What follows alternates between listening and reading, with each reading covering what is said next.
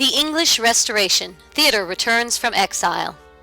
In 1649, Oliver Cromwell and his followers, the religiously conservative Puritans, beheaded King Charles I, and for over 11 years England was ruled by Cromwell.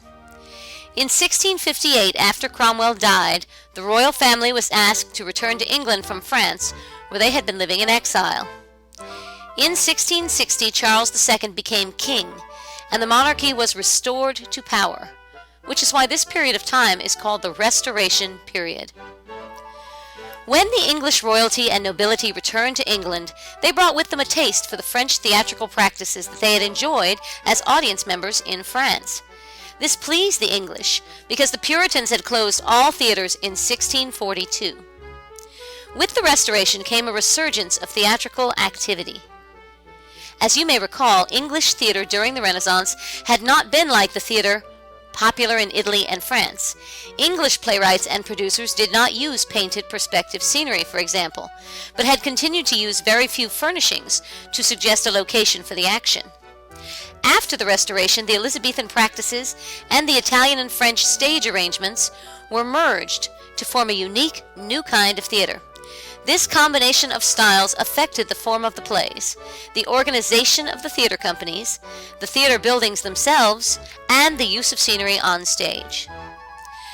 The Restoration was not a period of great tragic plays. Most of the Restoration tragedies were heroic tragedies about extraordinary heroes who did extraordinary deeds. While entertaining, these plays were usually too far removed from reality to have much credibility. The really popular plays of the period, the ones still performed today, are the comedies, which are known as comedies of humors or comedies of manners. Thomas Shadwell, 1642 to 1692, who wrote The Sullen Lovers, was a popular playwright during this period, and one of the first to write comedies of manners. His plays focused on eccentric characters in modern-day settings. Other important playwrights include John Dryden, 1631 to 1700, Sir George Etheridge, 1634 to 1691, and William Wycherley, 1640 to 1715, who wrote The Country Wife, a very popular play from the period. William Congreve, 1670 to 1729, who wrote The Way of the World, which is still produced, and Sir Richard Steele, 1672 to 1729, who wrote The Conscious Lovers, also wrote the sentimental comedies that were so popular during this period. These comedies of manners usually made fun of members of the upper class and nobility, and of their preoccupation with appearances, reputation, and piety.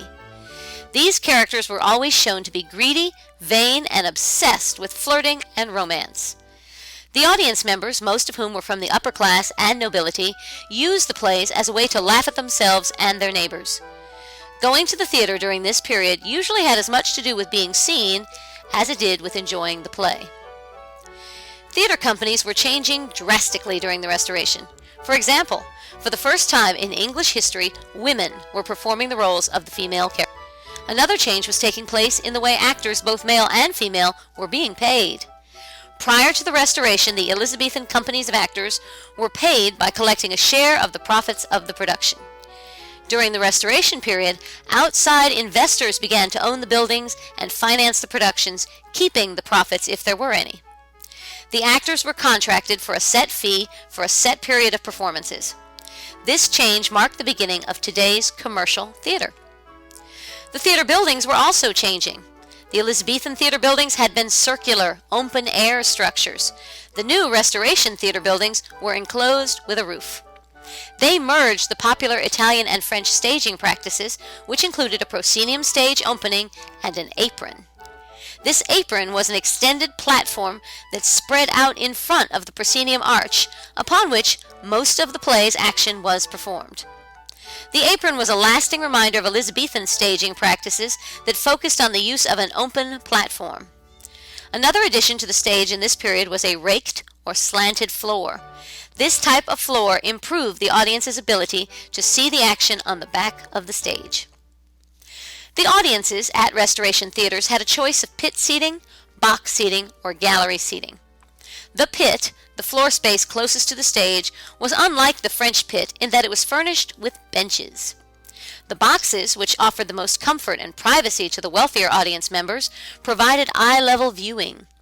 The galleries were rows of seating recessed into the side and back walls of the theater building, rather like balconies.